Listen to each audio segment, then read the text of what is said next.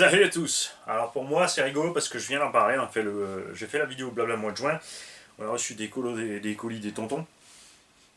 Je viens de finir la vidéo et je viens de récupérer des colis. Nous avons ici un colis de tonton Toitoine. Colis de tonton Toitoine qui contient je ne sais pas quoi. Un petit mot. Déjà, je vais vers le bon sens. Je tiens à vous dire que quand on a unboxé le Mojave XB, on avait un mot de tonton dedans, que je n'ai vu qu'après, qui nous disait que les hexagones de la montée sur le Mojave sont les hexagones Corally, qui sont bien larges. C'est comme quoi, je vous dis toujours, tu vois, sur n'importe quel véhicule, tu as toujours au moins une bonne pièce. Ah, c'est une manchette électronique et bon aussi.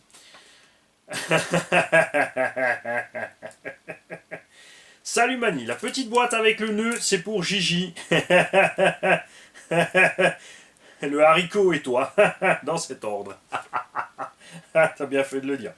Le chargeur est complet, câble et aliment plus des câbles de charge IC5 et en prime un jeu de roues neuve, une erreur de commande, tu trouveras une utilité à ces roues.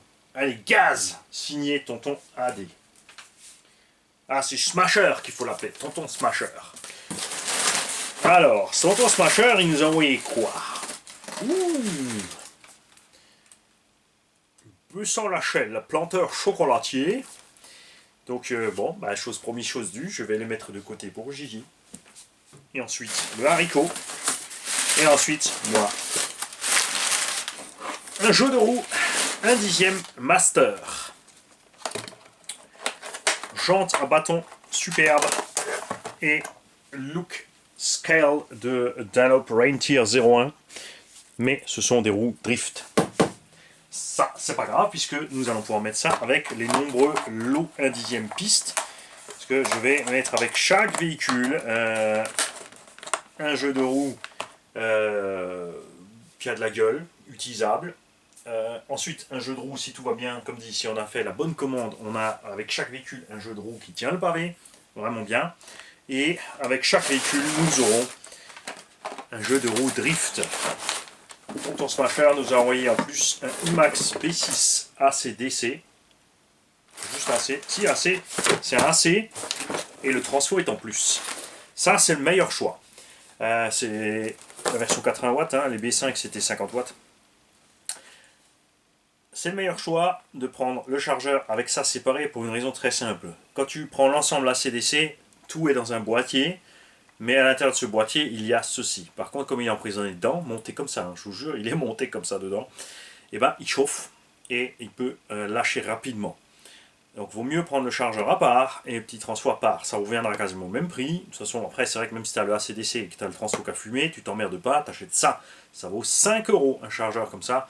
C'est du 15 volts 6 ampères max. Tu les trouves entre 5 et 10 ampères. Hein. Et tu le branches avec le petit jack sur le chargeur. Fin de l'histoire, ça refonctionne. C'est le cas pour beaucoup de chargeurs de ce type, Connect, etc. aussi. T2M, il y a plein de chargeurs qui ont rebadgé ces petits IMAX B6, B8, etc. Enfin B5, B6, B8. Et ils ont tous le même souci du petit transfo qui lâche quand c'est les ACDC. Donc tu te mets une allumée extérieure et c'est reparti. Il nous a laissé des méga gros cordons de charge EC5 fait avec du câblage batterie et moteur. Alors là tu peux y aller, là tu peux charger plus que ce que le chargeur peut sortir. Ça c'est idéal pour des chargeurs 20-30 ampères pour ceux qui chargent à 2 ou 3C, qui veulent que leur batterie 9000 mAh ou 10 000 mAh de compète soit chargée rapidement en 15 minutes pour pouvoir repartir. Personnellement, je ne peux que vous déconseiller cette manip. Je peux vous dire sur un test qui dure depuis des années, c'est que j'ai déjà pris des batteries Max Amp, des batteries Orion, des batteries chères, de très bonne qualité, des trucs, tu vois, qui disaient tu peux charger à 2, 3C, etc. J'ai fait ces charges rapides, le résultat est simple, dans l'espace de 6 mois, la batterie se dégrade, en l'espace d'1 an, tu as du déséquilibrage, voire une cellulose qui lâche ou qui gonfle. Les mêmes batteries, Parce que les Maxam, par exemple, j'avais pris 2 jeux. J'ai pris un jeu que j'ai chargé, tu vois, vraiment à donf, donc utiliser, charger. L'autre jeu, utilisé mais chargé à 1 ampère. Donc il faut 9 heures pour une batterie de 9000 mAh, forcément. Donc laisser faire la nuit, tranquille, dans sa petite pochette de charge. Avec le petit détecteur de fumée dessus, le machin qui peut sauter en cas de problème. Bref. Et c'est avéré que ces batteries ont tenu 3 ans sans problème. Elles ont été revendues avec un modèle, alors que les 2 autres qui ont été toujours utilisées en charge rapide, au bout d'1 an, c'était fini. Elles ont servi dans le même véhicule. Hein. Ces 4 batteries, je les utilise uniquement dans le même véhicule, toujours, et de la même façon de conduite. Et il est clair que les charges rapides, les batteries n'aiment pas ça. Alors, sur les nouvelles générations de batteries, ça va peut-être beaucoup mieux. Je ne dis pas le contraire, ils ont changé les métaux utilisés à l'intérieur, les techniques, etc. Mais j'ai encore essayé sur celui-là que j'ai essayé sur une paire de. C'était pas les Gens d'ailleurs, c'était lesquels que j'ai essayé. Si, sur une paire de Gens justement. Il y a une paire, j'ai 6 paires, une paire je les ai toujours chargées à 1C et les autres que à 1 ampère.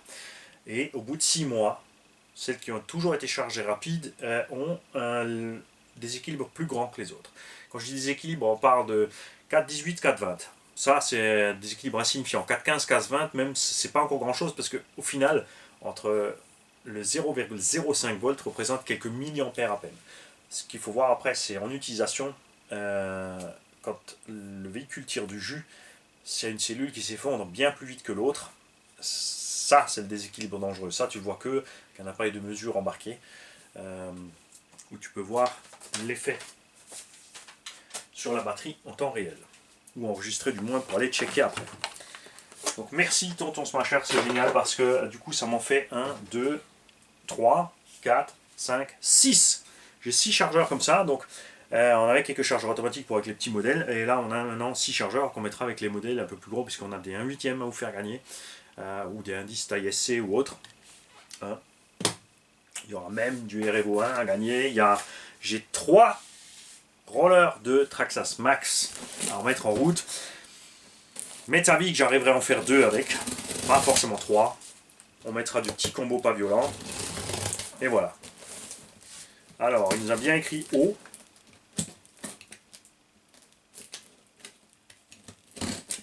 Je vais essayer de ne pas couper ce qu'il y a dedans. Ceci nous vient de Greg le Belge, la chaîne RC. Souvenez-vous, mon cardan de 185 mm a fait le voyage avec sa VT par inadvertance, ou peut-être pour lui donner envie de passer sur un modèle plus grand, ou je ne sais pas. Donc il m'a renvoyé le cardan. Là vous allez dire, attends le mec, il a renvoyé le cardan, tu te fous de nous, c'est quoi cette boîte de fou? Et à bord de ceci, il y a ce que je vous ai parlé, donc je remercie encore une fois tous ces noms, je m'y perds. J'ai perdu ton nom.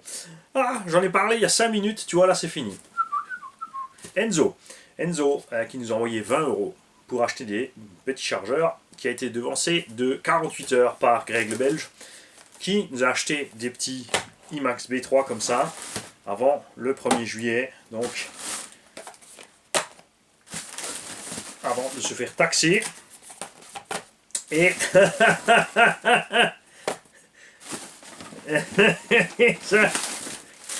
je crois que c'est bon, on a assez de chargeurs automatiques pour les petites indices pistes, elles sont toutes équipées. Moi par contre je vais très certainement racheter en plus des Lipo 2S Z, donc je vais utiliser l'argent d'André pour faire ça, Enzo. Le reste de l'argent aussi qu'on a reçu de Tonton Aide, puisqu'une partie, je vous l'ai dit, j'ai acheté avec je ne sais plus quoi.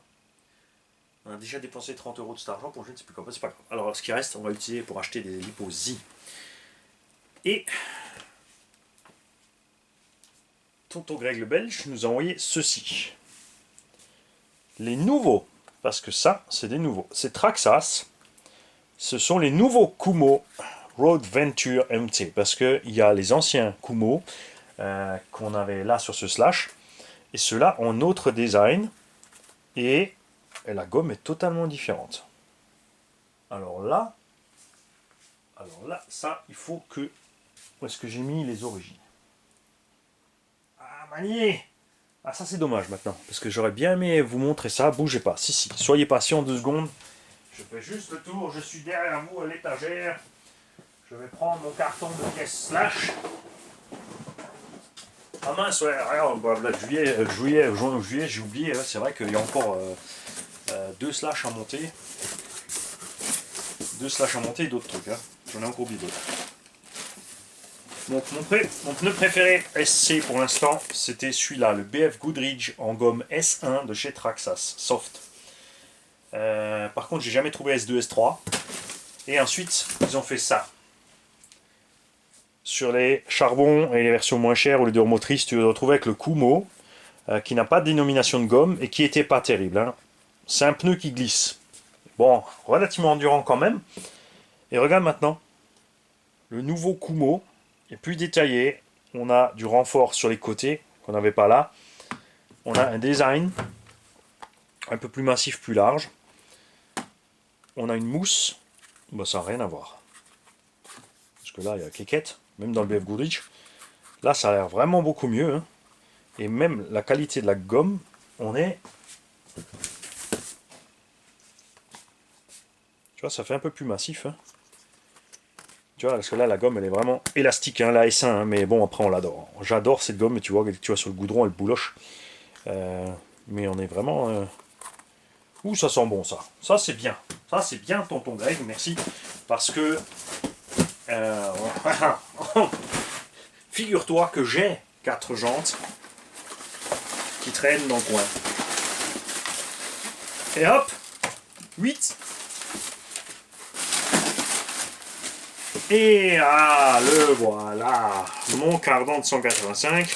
Donc nous avons RC by J qui va pouvoir passer. J'ai commandé une VT, je l'ai fait livrer directement chez lui, chez Euro RC parce qu'elle était disponible chez eux. Et nous allons mettre à jour le projet Obao 1/7.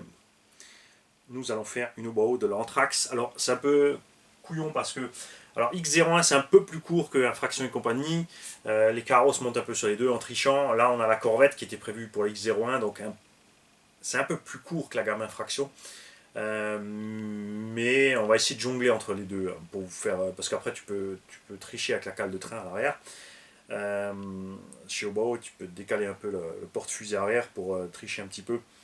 Donc on jouera sur ça. Et on va vous faire normalement en partant de la VT, ce sera possible avec plein de modèles, hein, si tu trouves les bons garants, c'est toujours pareil. Mais au bas au VT, parce que qualité-prix, on est tranquille là. Bon, maintenant, les prix ont pris une baffe, hein, c'était 250, ça vient de passer à 300. Voilà, hop, vas-y, bouffe la manchette. Normal. Donc, la VT à 300, c'est pas très cher, enfin, c'est pas très cher par rapport aux concurrents. On est fiable sur la transmission, ça c'est important. Les plastiques, normalement maintenant c'est bon, c'est réglé, on espère. Après sur la piste ça joue moins, hein. C'est vraiment, il y a moins de stress sur les triangles et compagnie, donc ça devrait aller. Et j'ai envie de faire une config donc sur la base, donc en 6S, parce qu'on sera léger. On sera plus long sur le châssis, donc pas beaucoup plus lourd. On a un cardan central arrière un peu plus long, mais pas beaucoup plus lourd. Le plus de poids viendra de la carrosserie plus longue. Mais on sera beaucoup plus léger que la gamme Arma, qu'une transmission plus fiable à long terme. Après, un réglage équivalent, de toute façon, ils tiennent tous bien la route. On a fait des tests. Hein. Que tu prennes une VT, tu lui fais les mêmes réglages sur une Mugen MGT8, tu fais tous les mêmes réglages, tes roues dans les roues, ça change plus rien. Même en inversant de pilote, les capacités sont là du véhicule, il n'y a pas tortille du tulle. On peut déjà y mettre les plaques en carbone dans les triangles, on peut faire des tourelles en carbone, on va faire le châssis en carbone, enfin, etc. Vous nous connaissez, on va un petit peu abuser bien sûr avec le carbone, peut-être même l'aileron. Il n'y a pas de diffuseur, il n'y a pas de fond plat, parce que de toute façon le fond plat Arma c'est une farce. C'est pas un vrai fond plat maintenant, bon, avec les jupes plus resserrées sur le limitless ou sur sur la petite dernière, sur le Felony, ça va mieux, mais ça reste pas vraiment un fond plat vraiment efficace. On voit clairement quand tu passes avec un de ces engins à une centaine de km/h sur... ça se voit bien sur les vidéos du Jardiland. En un endroit, on a un petit... Avant, il y a la petite rue qui arrive sur le parking. Là, les engins sautent. Sauf la X01. La X01 ne saute pas là-bas. Elle fait... Je te fais le son avec pour que tu comprennes. C'est le fond plat qui fonctionne vraiment. La X01 a, à ce jour encore, toujours le seul et unique fond plat RC de série RTR qui fonctionne réellement. On a un petit... Sur la fraction, il y a un petit quelque chose, mais c'est pas ça encore. On n'a pas vraiment d'effet de sol. Alors que la X01 a vraiment un méchant effet de sol. C'est flagrant. Mais la mécanique de la X01, les petits roulements, tout ça, non. C'est bien pour faire, tu fais 1, 2, 3 passages speedrun, tu fais ton 50, ton 200, ton 300, après tu es bon pour changer tous les mini roulements, c'est pénible. Nous on veut quand même un engin qui roule et qui peut faire de la VMAX, donc voilà.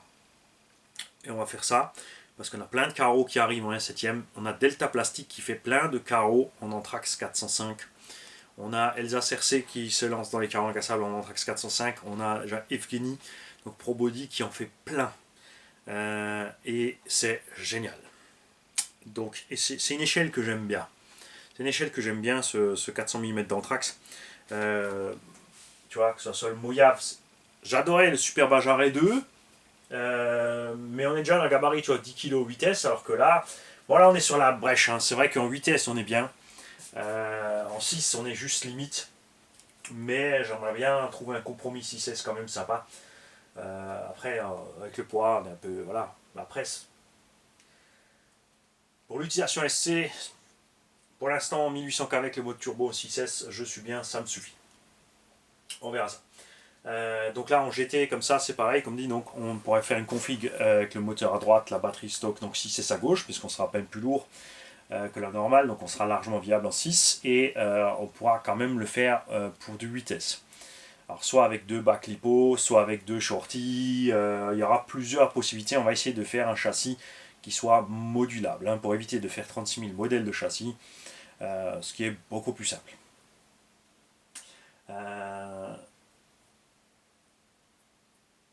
Parce qu'en 8, après un engin de 4,5 kg en vitesse, soit tu peux donc faire des runs vraiment endurants, c'est-à-dire tu peux vraiment rouler pas plus vite que les autres. Tu peux rouler avec ton petit 80-90, par contre tu vas rouler nettement plus longtemps. La masse additionnelle en 8 évidemment va tirer sur les pneus, et c'est le problème qu'on a sur Infraction et compagnie, c'est que on bouffe de la gomme à mort parce c'est des pneus prévus pour 1/8 et on a des poids pour lesquels les 1/8 de compète n'ont jamais été faites. En fait, les pneus sont pas faits pour ça, donc soit tu durcis ton gommard mais après tu tiens un peu moins bien la route. Tu vois, on trouve pas vraiment le milieu avec cette Infraction, limite laisse tout ça, et alors que là, avec la WOW, on l'a vu sur la version longue, c'est faisable. On est bien entre les deux, et puis moi ça me plaît. Et le but c'est d'être... en plus chez Arma, tu trouves que le roller, pour l'instant, du limitless, avec les sales jantes, t'as pas les fixations carreaux et tout ce qu'il faut, ils vont peut-être le sortir en EXB, on sait pas, mais après le prix il va grimper aussi. Et moi j'aime bien que ça, tu vois, j'aime bien le rapport qualité-prix au BAO. Si notre marque nous fait un truc pareil, c'est pas parce que c'est au BAO, hein, mais je suis bien là, et puis ça m'amuse de le faire. Ils nous ont aussi envoyé une petite batterie de réception 2000 mAh NUH. Ça c'est le genre de truc, voilà, on en parlait. Il y a plein de gens. Sur les Vario Hobby-Wing RTR, ce qui arrive le plus souvent, c'est le bec qui te lâche. C'est-à-dire que tu n'as plus de commande. Tu as le ventilo qui tourne, mais tu n'as plus de direction. Le Vario il s'arme, mais tu ne peux pas le commander. Tu enlèves le petit fil rouge entre le Vario et le récepteur, tu rajoutes ça à côté, et tu es parti. Sans devoir redépenser de l'argent pour ton Vario. S'il est hors garantie, s'il est en garantie, ne te prive pas. Fais-le envoyer en garantie. Vous l'avez vu chez HRC par exemple, ça marche super. Il n'y a pas de discussion. Et ça c'est génial. Donc merci à tonton Greg, merci Enzo, merci à tous, hein, tous ceux qui participent à ça. C'est géant. On a vraiment là, donc du coup j'ai une caisse de 1/10 piste qui sont prêtes avec des lipos, avec des chargeurs, avec des radios. C'est cool. Salut.